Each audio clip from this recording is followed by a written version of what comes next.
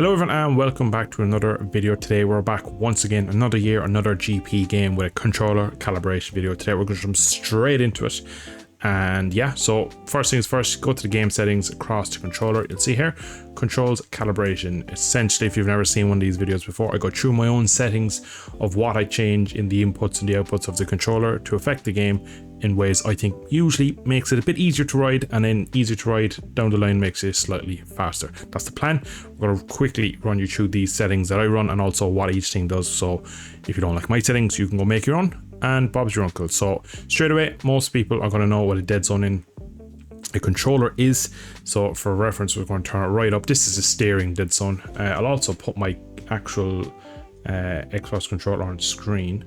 So I'll just put that there.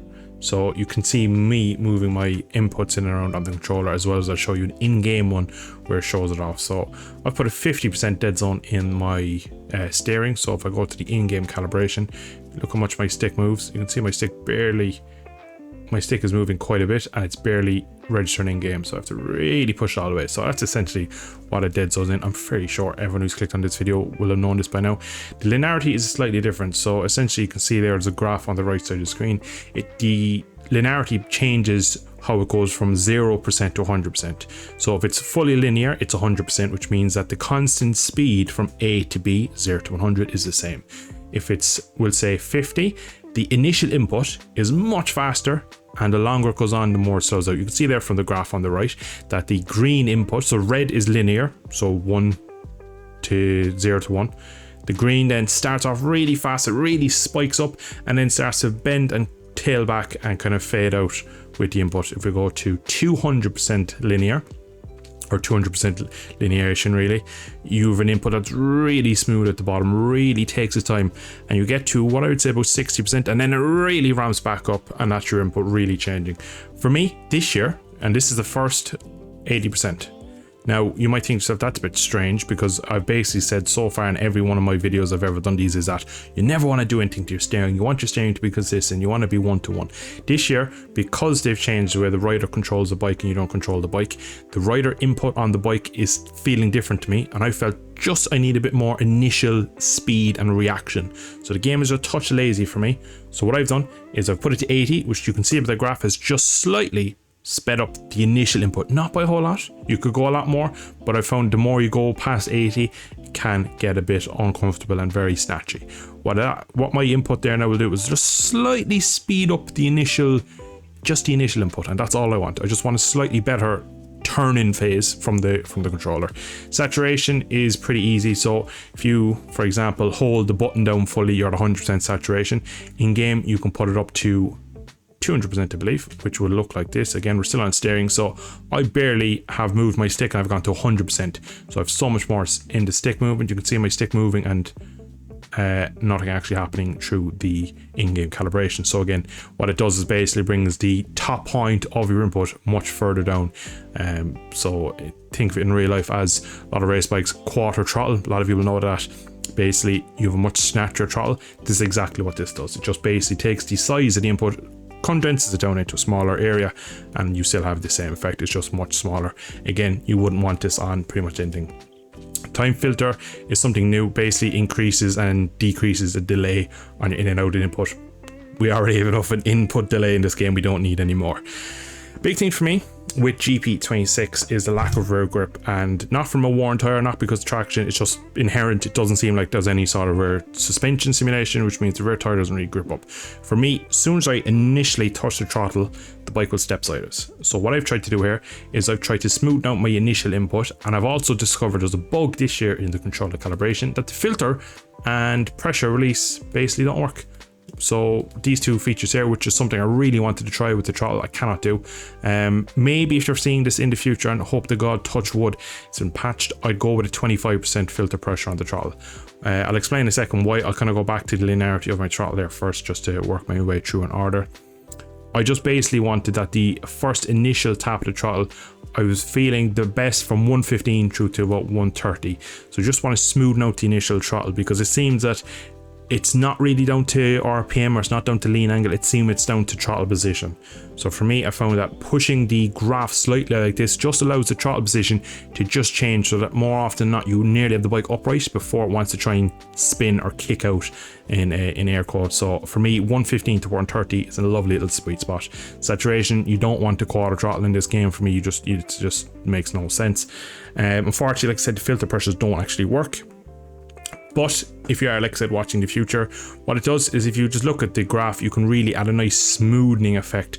So what I would love to have is 25% filter pressure. It would just smoothen out my input.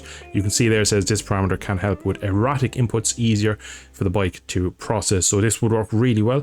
It should work in the in-game calibration. So if I put up to 100%, it should make my throttle input really, really smooth. So if you look at my throttle second down, see how slowly it took to fill up? Really slows the input into the controller, so it doesn't allow me to really spam it. You can see I'm flicking the controller there really hard and really fast, and it really smoothens out the input. Unfortunately, it does not work in this year's game for the moment. Again, I'm going to go back to 0 because as soon as you go out of the menu and go back in, it does reset. Filter pressure, not really something I'd want. Maybe in some games I have played around with having 10% if the game is very finicky. If you're on the edge of the tire and you drop throttle aggressively, you can create a bit of a weight transfer onto the front and lose the front. In this game, I'd probably run 10% max if I was going to run it, but again, unfortunately, for the time being, it is bugged. The braking is an interesting one because I've played a lot of this and I wanted the filter pressure again here, and I don't have it. So unfortunately, I'd recommend filter pressure about 50-60%.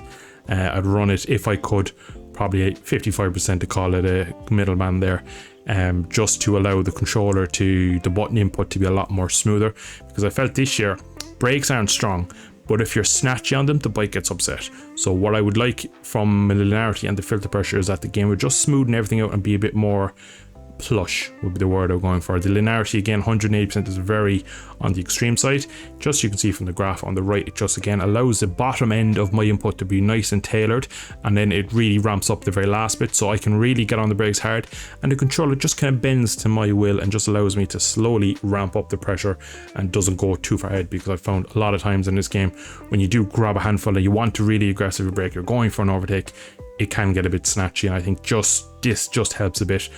Again, I'm going to keep repeating myself. The filter pressure, if it ever gets patched in works in this game, run a high filter pressure on the brake. I think it will really help, because it won't really affect the performance. It'll just allow you to brake a bit more aggressively, a bit more grabby on the brakes, and you won't get punished for it. I wouldn't really personally want to release, as that essentially will keep the input on for slightly longer. In this case, with it being braking, I wouldn't like the idea of me getting on throttle and having small, but maybe 5-10% brake pressure still being applied, so I wouldn't do anything there. Another issue I had this year with the rear, basically the rear is very floaty and does not much grip. I wanted to run less than 100% saturation, which I couldn't. Unfortunately, the rear brake I've had to leave alone. I'm not being able to use much rear brake. I love rear brake, I still do, but on this game, you have to really play with the engine brake and the super clutch to get the rear brake to work, which kind of makes it null and void for me. So at this point in time, at about a week after launch, I actually can't really do anything with the rear brake to make it any better. The whole point of me lowering to saturation, if it could, is that basically I'd like to have maybe 60-70% total pressure from the rear brake, because I think then it would work better than having 100%. So at the moment, it just doesn't work. And again, filter pressure, if I couldn't, fair enough, run saturation lower, which I can't, I would run a fairly high filter pressure, because for me, I run the rear brake on the right bumper, which it's a button input, which means I can't modulate at all. It goes from 0 to 100, which makes it very hard to be smooth with it. So I would run a pressure. So again, in the future, if this works, do definitely try filter pressure. The clutch, again, this is on a button for me. I've gone with the thinking that I want a really quick release, so that the clutch is more reactive. Whether this works, I've not tested it, but I think this should slightly give you better clutch release time from the moment you release it from on the bike and in game register. So linearity is 50, which means you can see from the graph is pretty crazy. What I've done is I've gone 50% linearity, so I've put it all the way to the left in terms of it's very aggressive early on and then tapers off. Then I've also gone with 200% saturation to do the same thing in terms of the input. I don't have to get half as far on the button release for the input to max 100%. That makes sense. So whether it actually works or makes a difference, I don't know, because there is no clutch modulation in this game when it's on a button. So it's kind of one of those things. It's not very well simulated, unfortunately. This might give you a slightly better start. It won't make it any slower. It might give you a half a tenth at most. And last but not least is the rider weight. Now this for me, I felt just best to leave it alone. I did play small with the, like, you can turn the saturation now on the rider weight, but you can't do it on the rear brake, which is something that really frustrated me. For me, I've played in multiple different settings with changing the dead zone to linearity. Unfortunately, the settings that you're given are just the best for me. I still always recommend, even though I do this video, try these out. I've given you the information you need to set them up for yourself. If you can set them up, you will find things you like about your own settings that you won't like about mine. But for me, the rider weight, just changing it didn't make any difference in any positive way. Anyway, it just made the game feel like there was more input delay, and then I made it snatchy if I went too far the other way. So again, just run through. You kind of know what everything does now.